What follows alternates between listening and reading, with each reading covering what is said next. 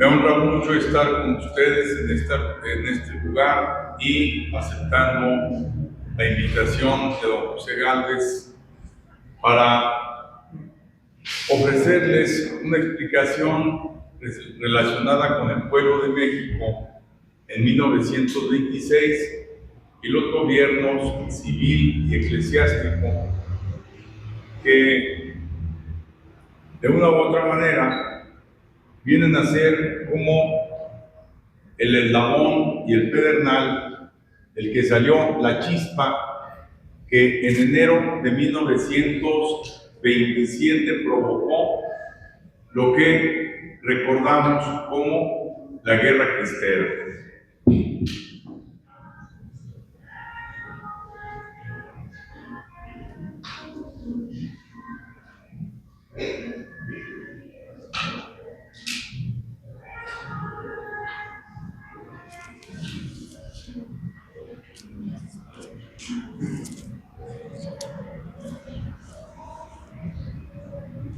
¿Qué fue lo que sucedió hace un siglo exactamente para que ese incendio arrasara, según las cuentas de don Luis González y González, con un enfrentamiento que cobró la vida de 250,000 personas en un país de 15 millones de habitantes? La mala voluntad que se había ido incubando en las leyes civiles para arrancar una convivencia que había sido relativamente pacífica durante siglos largos respecto al gobierno eclesiástico. Y lo que produjo, al final de cuentas, eso que los conocedores del caso denominan la separación entre el altar y el trono, en una nación que se concibió católica desde su cuna. Si consideramos el año de 1521, el del nacimiento de lo que hoy es México. ¿Por qué no antes? Bueno, porque la caída de la Gran Tenochtitlan fue también el hundimiento de Mesoamérica y el ascenso del indocristianismo, que gracias a los aliados tlaxcaltecas no solo se sacudió el yugo de los mexicas respecto a sus pueblos tributarios, sino que además llevó la sedentarización a regiones tan distantes del altiplano como la del occidente de México y la del litoral del Pacífico, de donde nació en 1531 el reino de la Nueva Galicia, y en 1532 Guadalajara, convertida en ciudad de una forma precoz y temprana por el emperador Carlos V, y al cabo de no mucho tiempo, 1560, en capital del reino de la Nueva Galicia, en ciudad episcopal. Y sellar de esa forma en los platos de la balanza de la Nueva España, desde la Ciudad de México, como capital del virreinato de ese nombre, y de la ciudad de Guadalajara, dos flancos que le van a permitir a la Iglesia desarrollarse en una geografía que, si la vemos proyectada en un mapamundi, viene siendo la parte más factible para cruzar del Atlántico al Pacífico por tierra, sirviéndose de las corrientes marinas. Y Bueno, es que antes del canal de Panamá, eso era imposible.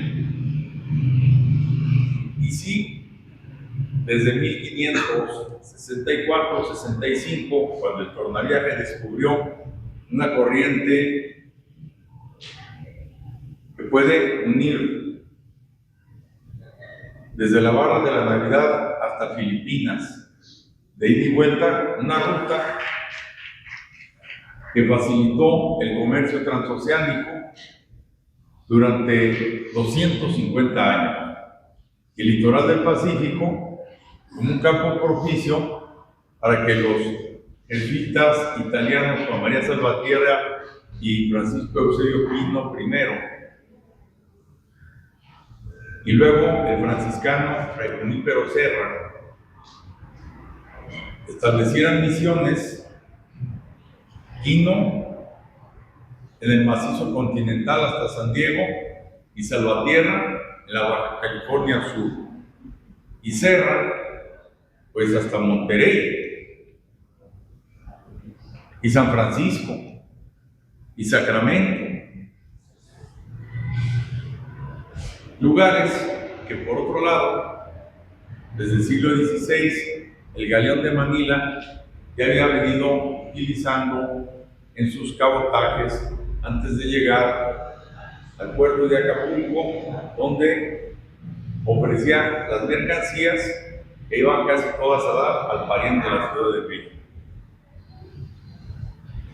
El caso, digo, es que una nación que nació católica desde la huella indocristiana y de la que nos han quedado señales tan patentes como la imagen de Nuestra Señora de Guadalupe, la imagen de Nuestra Señora de Zapopan,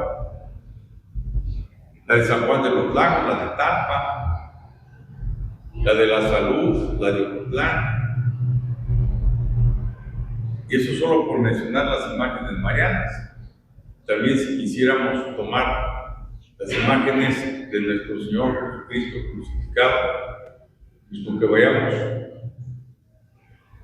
a San Andrés y veamos su imagen bajo el título de Señor de la Ascensión, o a Mexicalcingo, Señor de la Penitencia, o en la Catedral, el Señor de las Aguas, imágenes venerabilísimas de pasta de caña de maíz, como casi todas las imágenes marianas que mencioné, o con atributos y elementos iconográficos que usaban los amantecas, es decir, los que pintaban en códices ideas mejor que con palabras. Bueno, esta primera parte de lo que les acabo de compartir tendrían que conocerla, y ahora es muy fácil con los medios electrónicos. Si se enteran del lienzo de Tlaxcala, es el documento más antiguo y más importante, creo que mide lo que esta pared. Ya no se conserva el original, se hicieron 3 copias y ninguna ha llegado hasta nosotros, pero afortunadamente sí, una que lo reproduce tal y como se conservaba hasta hace 150 años en una de esas 3 copias. En el lienzo de Tlaxcala, los indios tlaxcaltecas cuentan cómo acompañaron a don Nuño de Guzmán para hacer una ruta por tierra, y desde el Golfo de México casi, Guzmán era gobernador del Pánico, cerca de Tampico, una ruta por tierra para unir el Atlántico y el Pacífico. Don Nuño llegó a las costas del Pacífico desde 2 fronteras, una, la Barra de la Navidad, y otra, Yamendra, cerca de San Miguel de Culiacán, y el propósito era juntar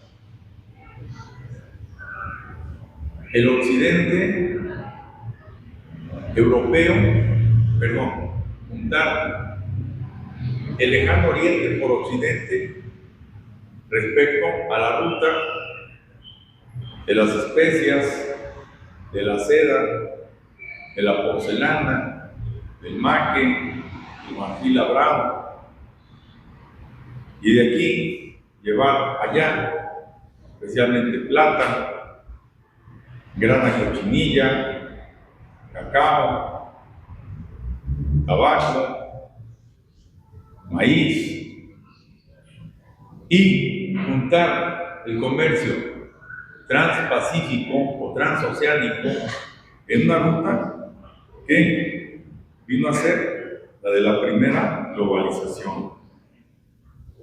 Pero bueno, déjenme que avance y les diga, una globalización que antes que otra cosa fue el cristianismo. Y por eso Filipinas, que formó parte de la Nueva España y de la Arquidiócesis de México, sigue teniendo como su celestial patrona a Nuestra Señora de Guadalupe.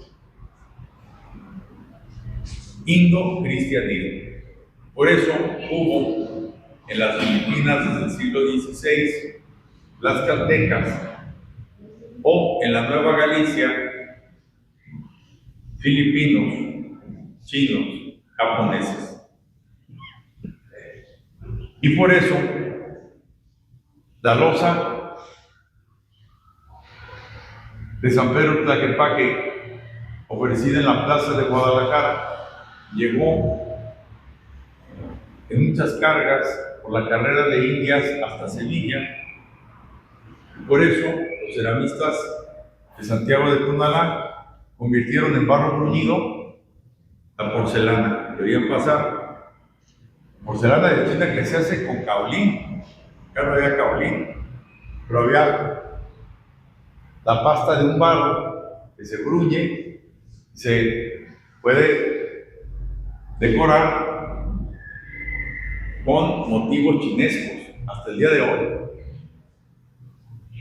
Ustedes ven uno de los cuadros más importantes de la historia del arte. Hizo Diego Velázquez a mediados del siglo XVII, que se llama Las Meninas.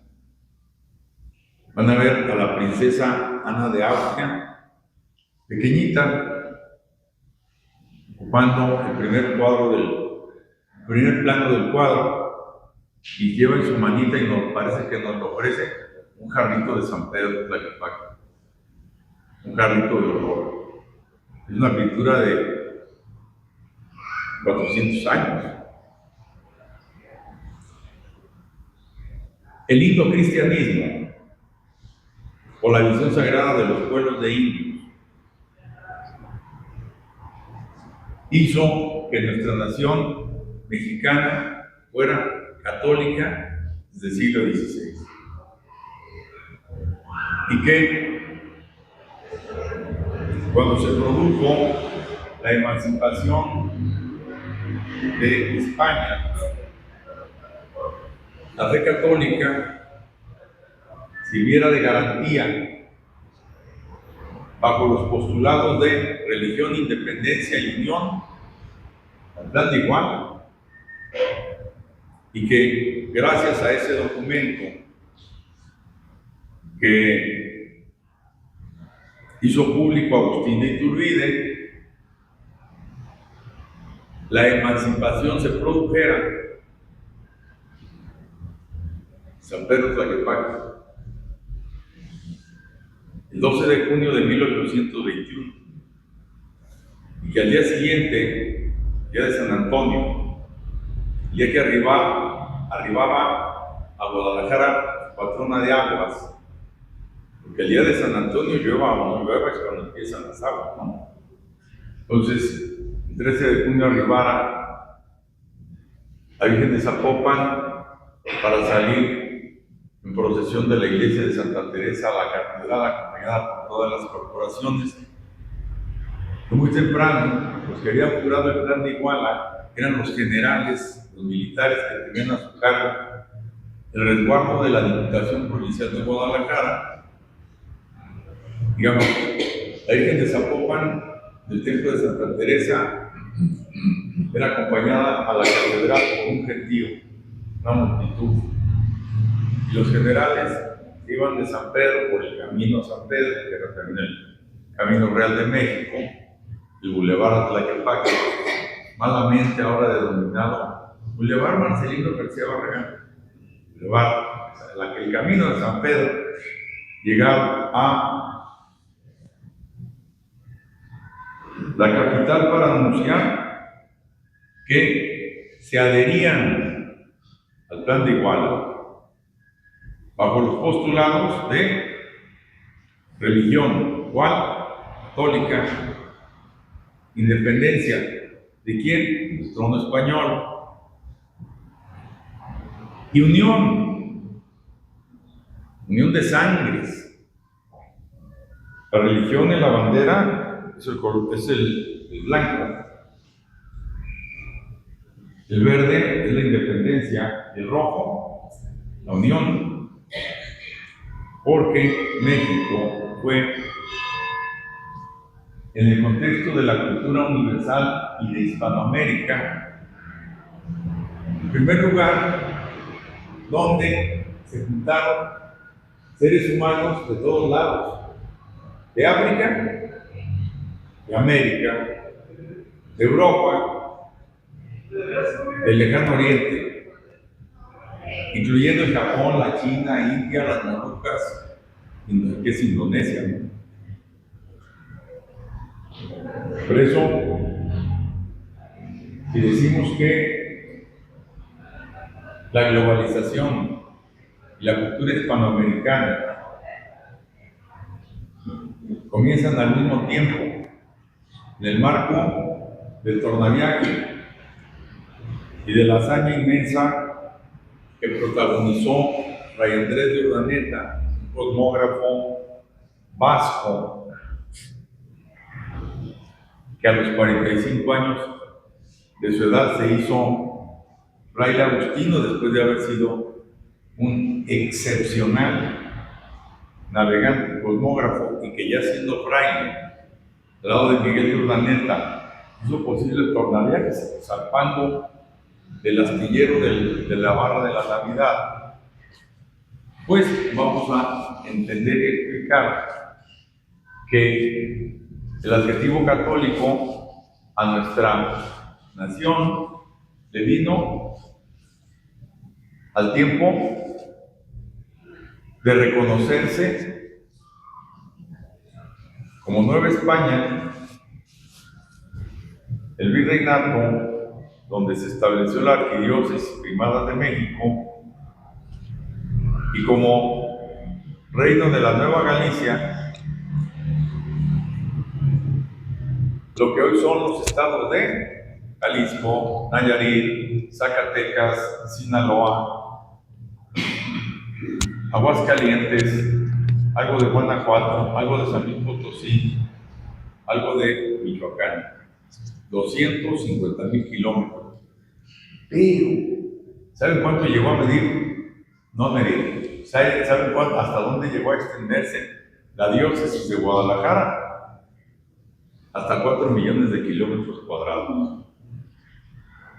¿De dónde tanto? Si México ahora tiene algo menos de 2 millones de kilómetros cuadrados. Bueno, es que la diócesis de Guadalajara, a diferencia de las otras, iba creciendo hacia el norte, según se establecían misiones. Ya les dije hasta dónde llevó su misión de Fray Junípero Serra, toda la Alta California. Y los franciscanos, ahí les van, hasta Texas, Colorado, Nuevo México, Arizona, Utah, Wyoming, claro, la Alta California. Fray Antonio Alcalde, que fue obispo de Guadalajara entre 1771 y 1792, todavía tuvo ante sí una jurisdicción de 4 millones de kilómetros cuadrados. Él le pidió al rey que esa fuera una universidad y que la recortara, y el rey le pidió al Papa que se creara la diócesis de Sonora con sede en Culiacán y de Nuevo León o de Monterrey con sede en Linares. Pero bueno, en 1826,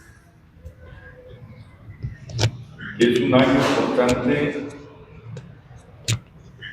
para Jalisco, porque es el bicentenario luctuoso del padre del federalismo, Guillermo Sánchez, que fue fraile franciscano y que cursó los estudios del bachillerato en el Seminario Conciliar de Guadalajara, que fue el primer gobernador de Jalisco.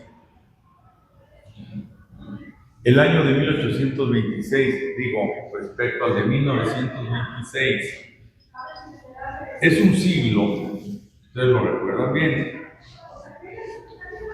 muy accidentado en muchas cosas por tres factores.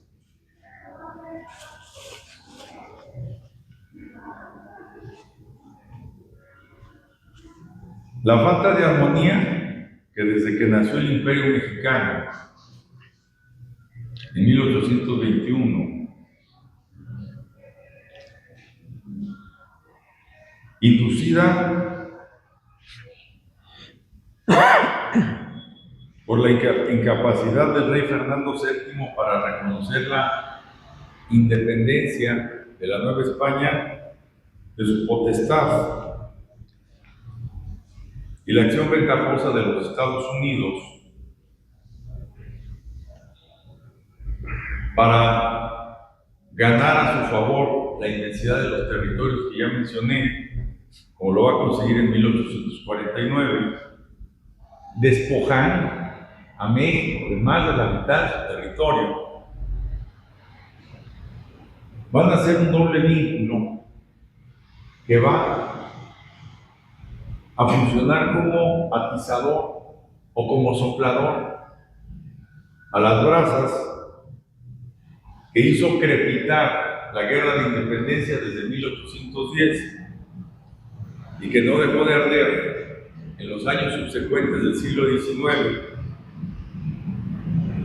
pero que entre los gobiernos civil y eclesiástico provocó una crisis que nunca se compuso, porque en las cuentas del antiguo régimen, el rey en sus dominios representaba para las cuestiones temporales de la Iglesia al Papa.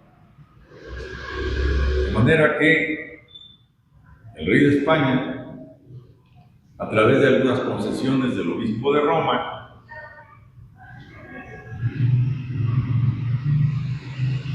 presidía algo que en la práctica los juristas dieron en llamar regio patronato indiano. Regio por el rey, patronato porque el rey era patrón de la Iglesia en sus dominios como delegado del Papa. Indiano porque esta parte del mundo, Hispanoamérica, siempre se denominó de manera oficial las Indias Occidentales, respecto a las Indias Orientales que están en el Océano Índico, ¿no? Bien, el caso, digo, es que la soberanía del rey respecto a la potestad del Papa, luego de la Reforma Católica del Concilio de Trento,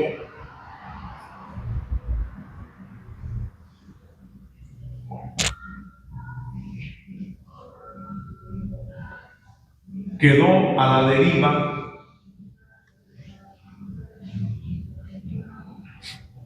cuando la independencia en América, y especialmente en la otrora Nueva España, que se convirtió primero en Imperio Mexicano y después en República Mexicana, impidió o ató de manos al Papa para que nombrara obispos, porque no se los presentaba el rey, que no reconocía la independencia de México.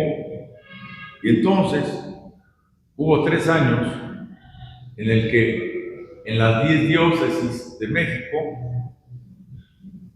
ya no quedó un solo obispo, y sin obispos, ministro para conferir el orden sagrado al clero,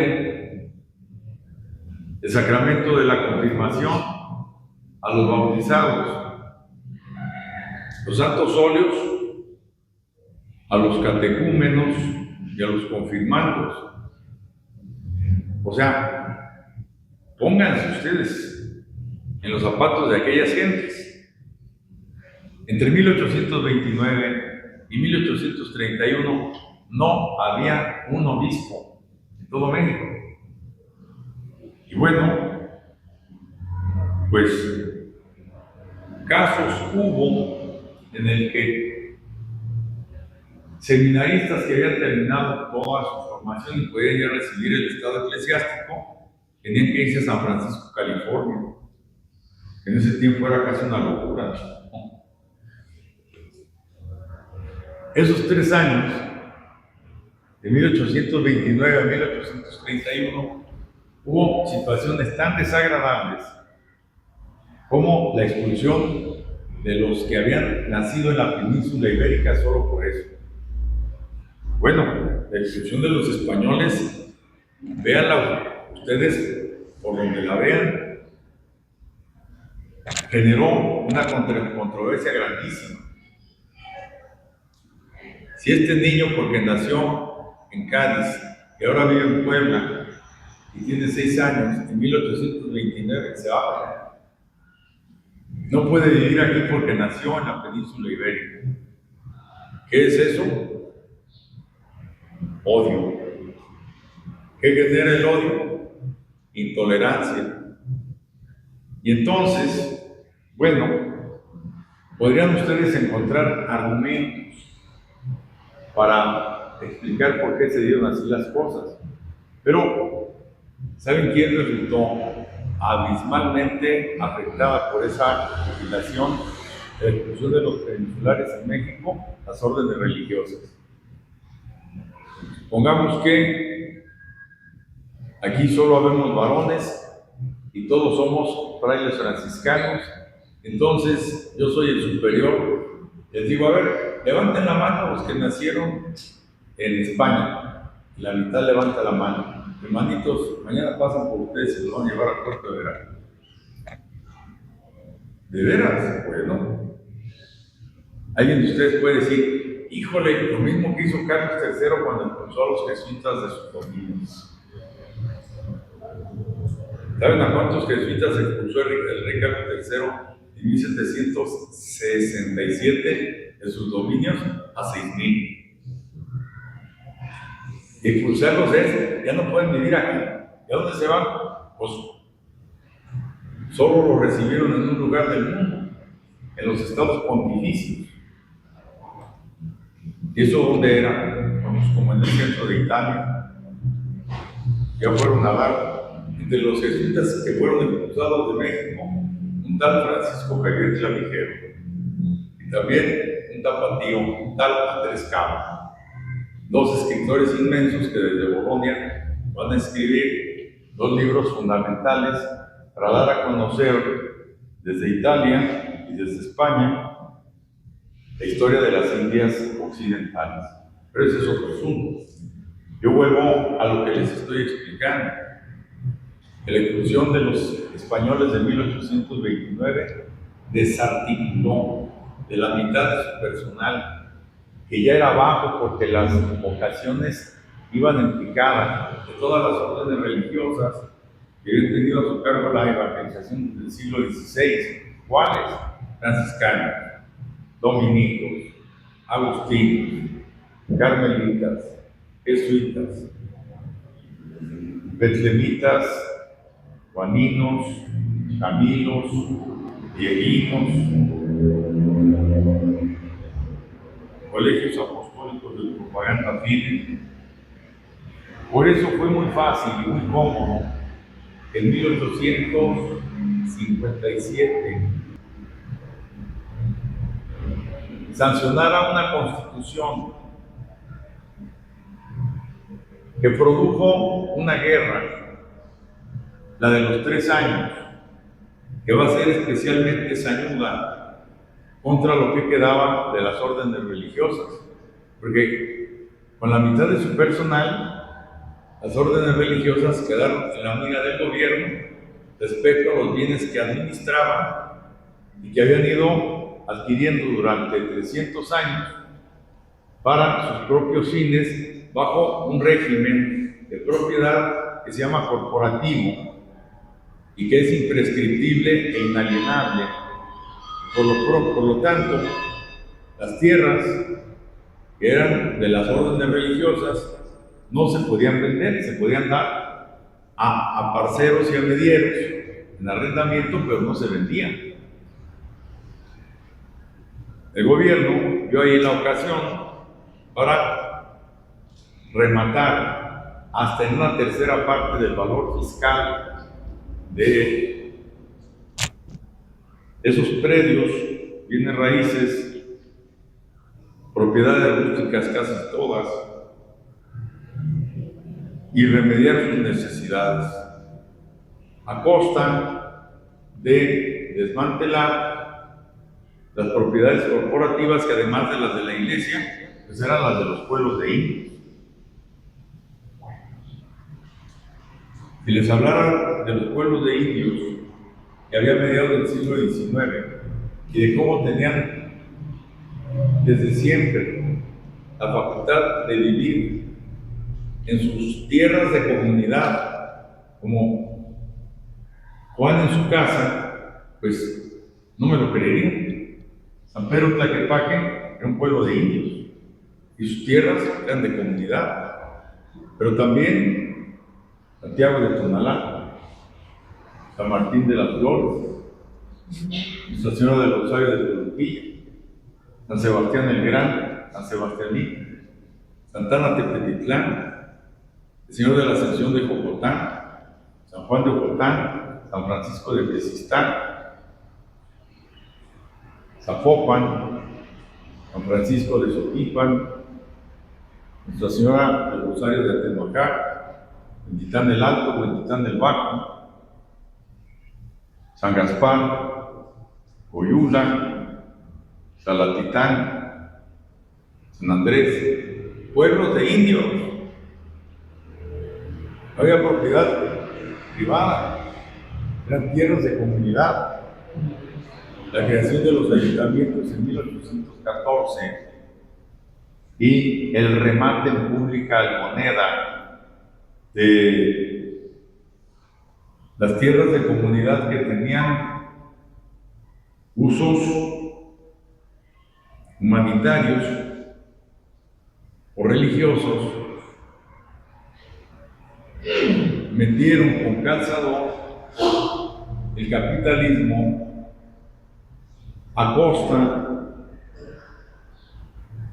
de ese indocristianismo que hemos estudiado tan poco y tan mal, y ya no entendemos por qué quedó sepultado en el cascote de las ideologías.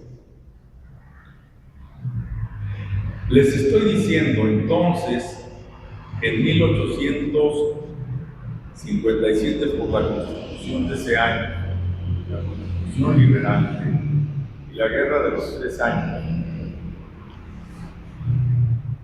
se va a producir otra fractura que va a generar la así llamada intervención francesa y segundo imperio mexicano, que va a traer a propuesta de uno de los dos grupos que, como en los Estados Unidos, demócratas y republicanos, eso es idéntico, así.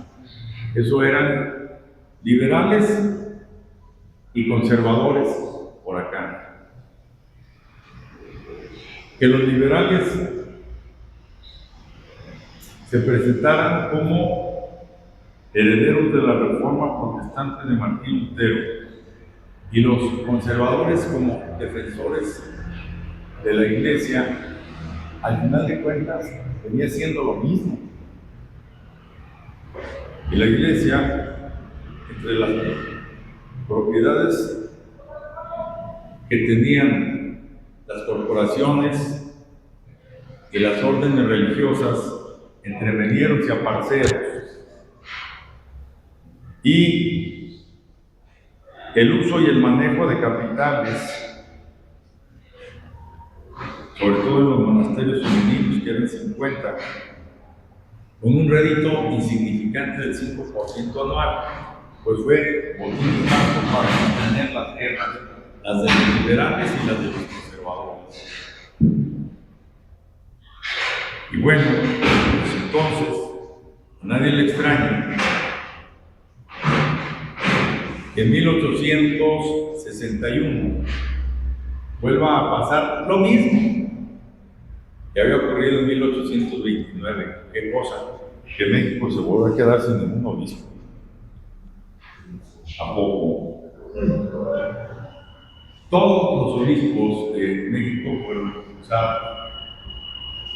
3 se fueron a San Francisco, California, los que quedaban por ese viento: el obispo de Sonora, el obispo de Durango y el obispo de Monterrey. 2 se fueron a Cuba y los demás a Roma, donde, entre ellos el obispo de Guadalajara, Juan Pedro Espinosa y Dávalos, fueron testigos en 1862 de la canonización del primer santo mexicano, San Felipe de Jesús. El gobierno de Benito Juárez expulsó a todos los obispos de México. Benito Juárez fue presidente de México 12 años y siempre lo fue por ministerio de ley, es decir, nunca nadie votó por él. Era presidente de la Suprema Corte de Justicia, y cuando Ignacio Comonfort, siendo presidente de México,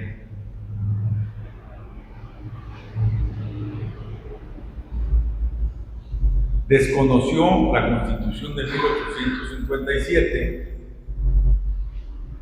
el Congreso lo destituyó y comenzó a hacer sus veces el presidente de la Suprema Corte de Justicia, que era Benito Juárez. ¿Quién votó alguna vez por que Benito Juárez fuera presidente de México? Nadie. Y entonces lo va a hacer en 1857 hasta su muerte en 1872. Sí. Oiga, pues entonces fue un dictador, yo no sé, que me quieran, pero fue 12 años, ejerció un oficio sin haber sido electo o postulado.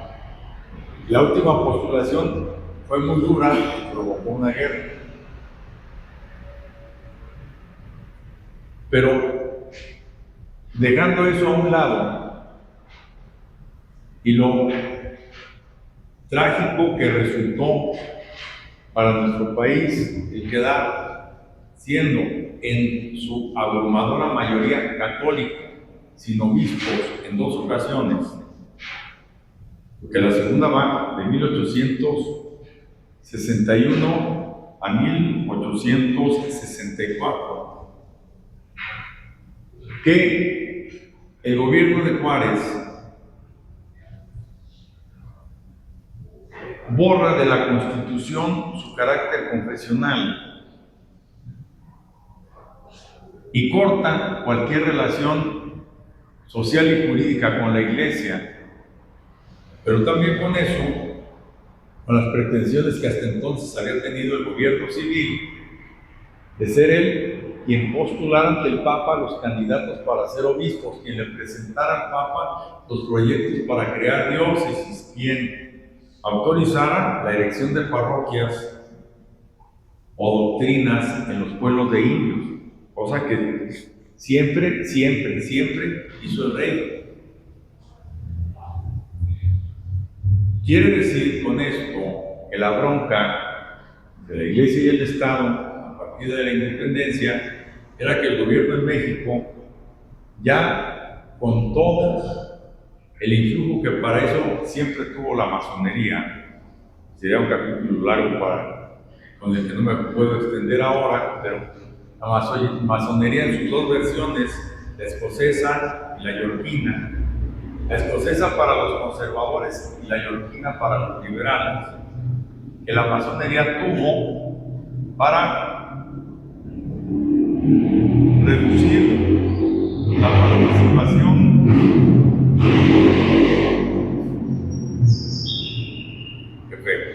la participación de la vida de la iglesia al niño. ¿Qué horas son? 5 las 9. ¿5? Yo debo terminar a las 9, así que me quedan 5 minutos. Bien. Entonces, el gobierno civil en México a la presentación de los candidatos a los obispos y a la creación de las diócesis y al establecimiento de órdenes religiosas. Eso, la Santa Sede nunca lo autorizó, y qué bueno. Pero también el gobierno, en venganza, desconoció a la Iglesia y se empeñó desde la Constitución de 1857 a quitarle a la Iglesia dos atribuciones que siempre tuvo, para las cuales recibía un impuesto civil, el diezmo, que era la 10ª parte de las cosechas y del ganado, para que con ese dinero sufragara la educación del elemental a la superior, bueno, más bien la educación de la media a la superior y los hospitales. Digamos, eran dos funciones de la vida social y pública que tenía la Iglesia, y esos centavitos para cubrir. Entonces el gobierno dice, no, aquí, a partir de 1857 las cosas son distintas. Usted a su iglesia, cura, y yo, déjenme acá manejar estas cosas a mi modo. Ya no cobro el diezmo como impuesto civil, los devotos que lo quieran seguir pagando, pues ellos sabrán, pero ya no es un impuesto civil. La controversia que generó en 1874, con esto termino, el presidente Sebastián Lerdo de Tejada consistió en convertir las leyes de reforma, que fueron decretos que no pasaron jamás por las cámaras, que no se discutieron, que no se votaron, sino que los firmó un señor en su escritorio y los mandó. Fueron 8 leyes que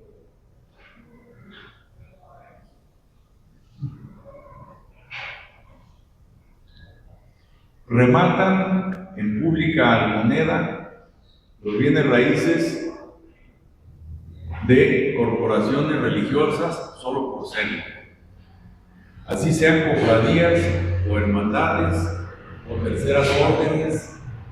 Si tienen un tinte religioso y es bien raíz corporativo, se remata. Se secularizan los cementerios, se crea el registro civil, al matrimonio se le da el rango de contrato, se exclaustra a los varones y mujeres que habían hecho votos sagrados, se prohíben los votos sagrados, se clausuran los noviciados, se equipara al rango de esclavitud jurídica los votos sagrados. Y a la iglesia reducida al clero diocesano, si usted es fraile, se seculariza y es laico ya. Pero si además de fraile es eclesiástico, se seculariza y se incorpora al clero de una diócesis o se va del país. Las religiosas son sus casas y ahí está su dote, y se quieren casar, casas. Quieren quedar solteras, ese es su problema. Eso pasó. Y eso, según se vea,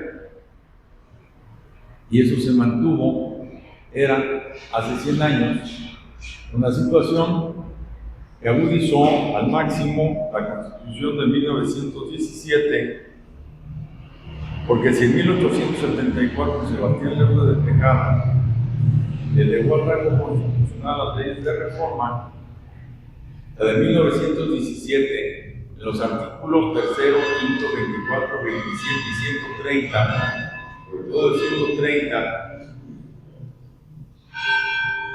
prohibió que se enseñara educación religiosa en las aulas de cualquier grado. Impuso